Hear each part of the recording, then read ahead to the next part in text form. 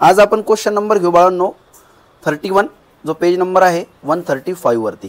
Okay हां, adjustment number first पासून सुरुवात करू. पहिली ॲडजस्टमेंट आहे on 31 March 2019 the library had the following assets also.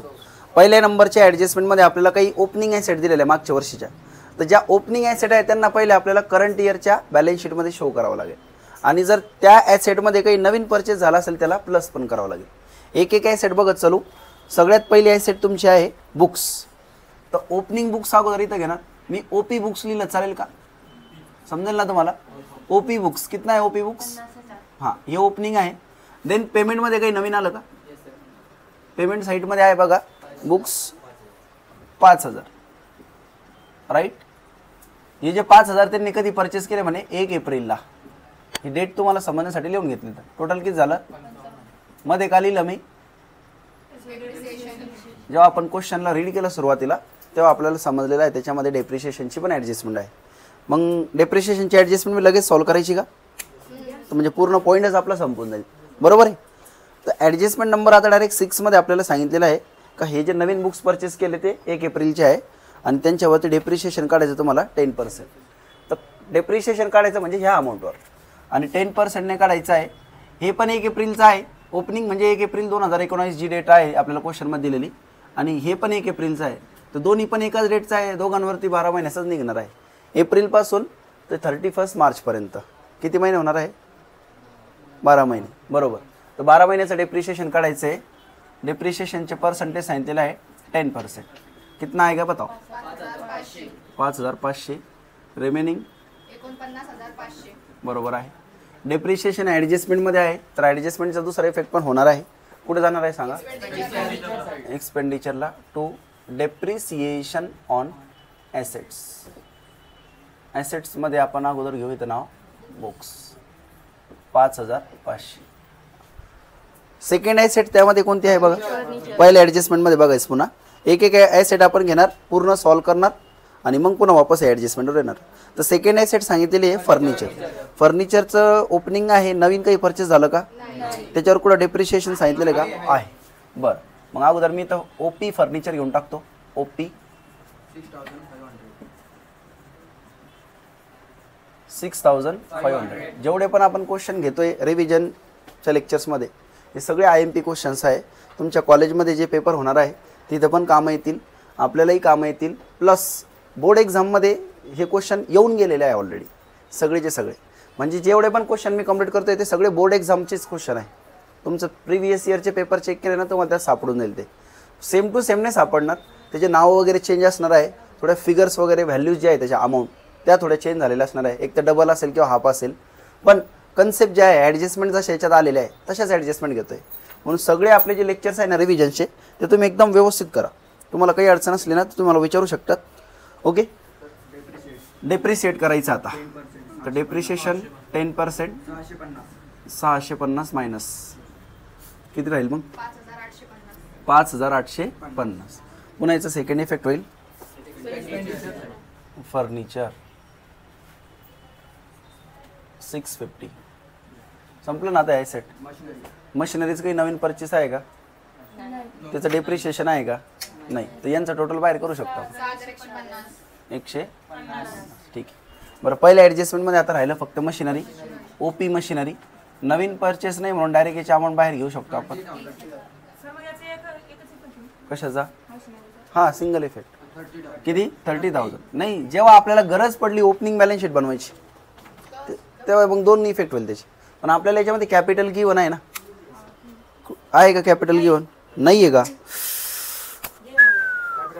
Game नाही हुआ.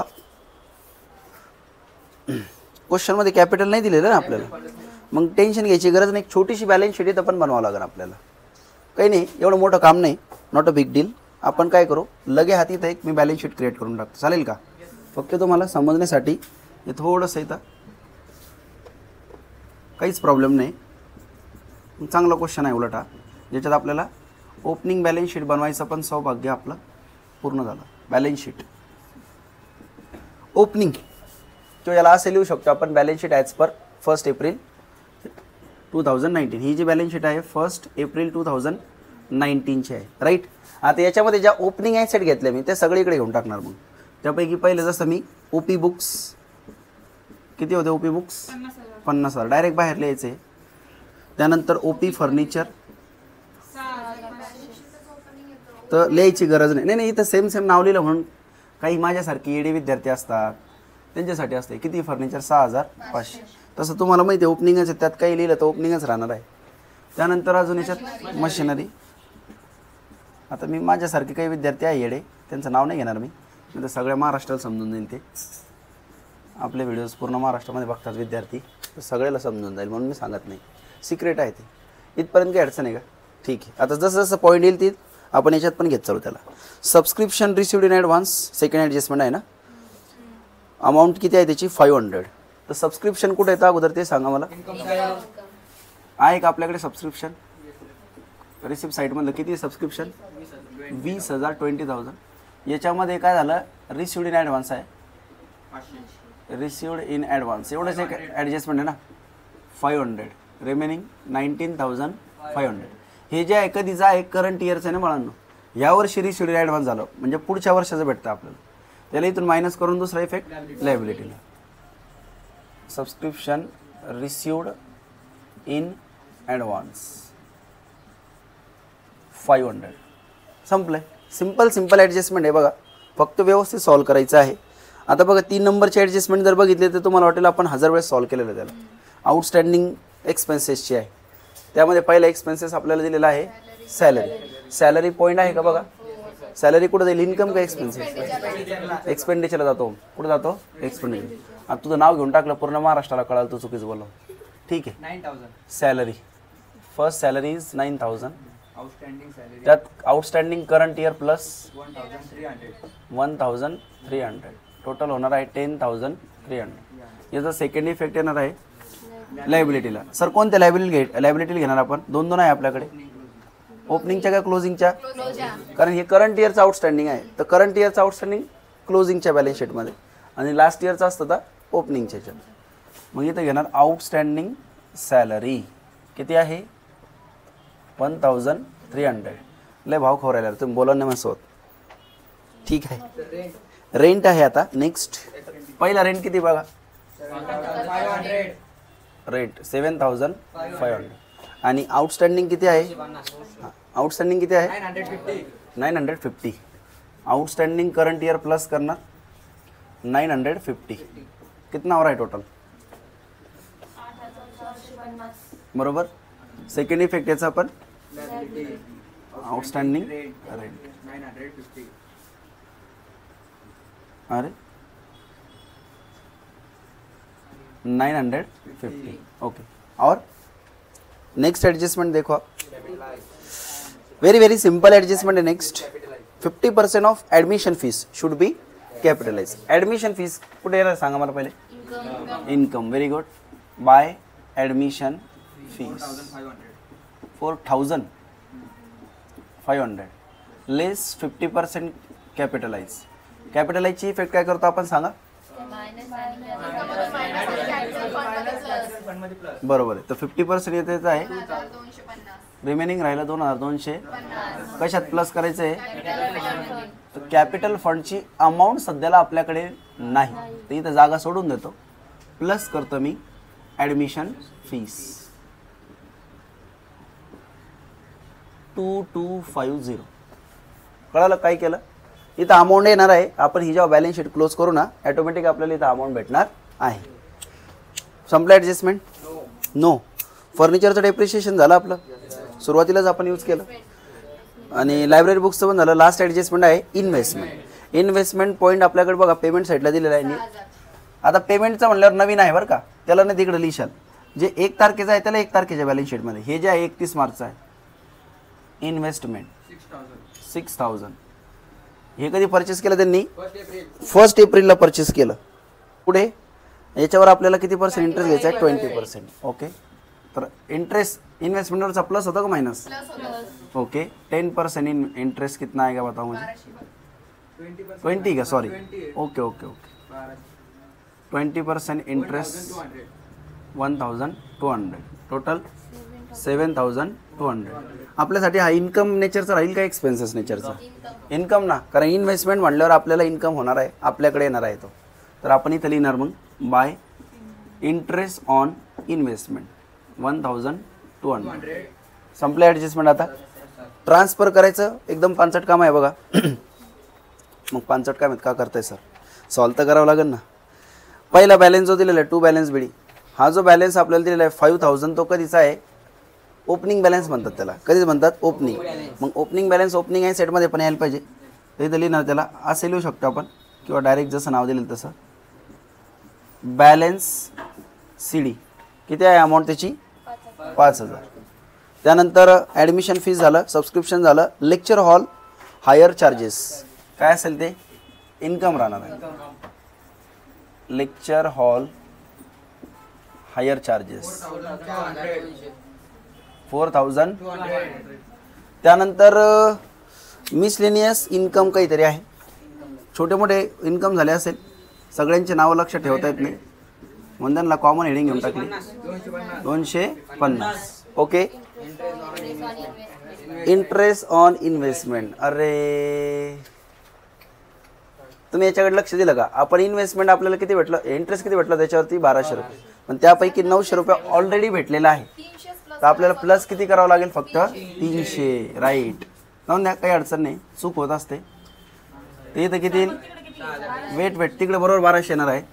इकडे आपण घेणार इंटरेस्ट. हे जे 1,200 रुपये आहे बघा, पहिले किती आहे? 900 ना, त्याच्यातच प्लस करून घेऊ आउटस्टँडिंग 300.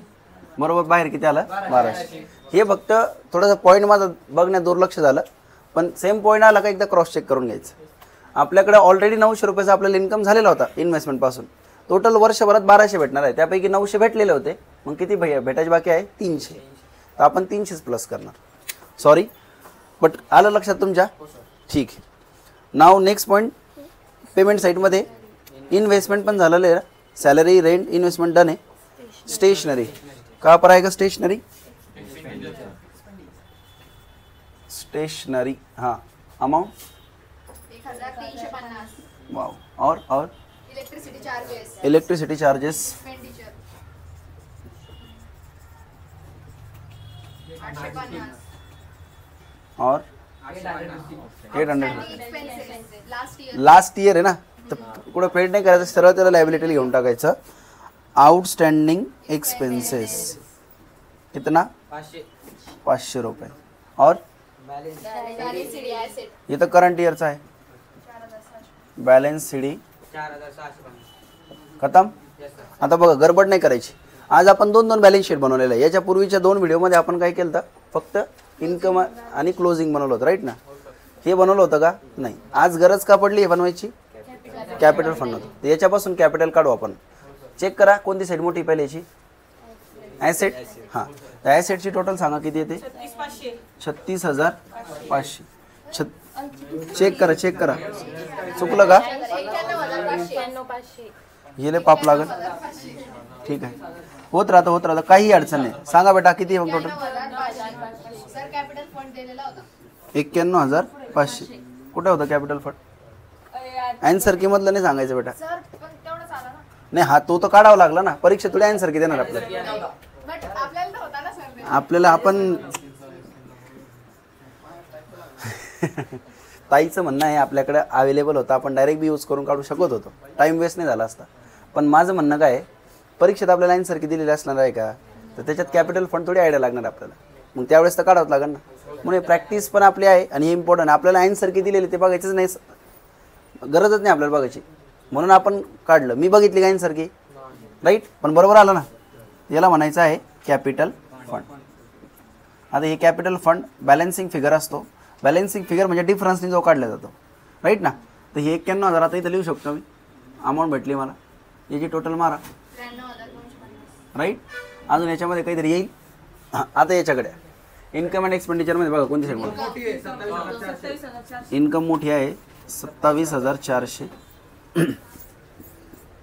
27,400 मधून करावं लागेल का? तर किती उरतात मग?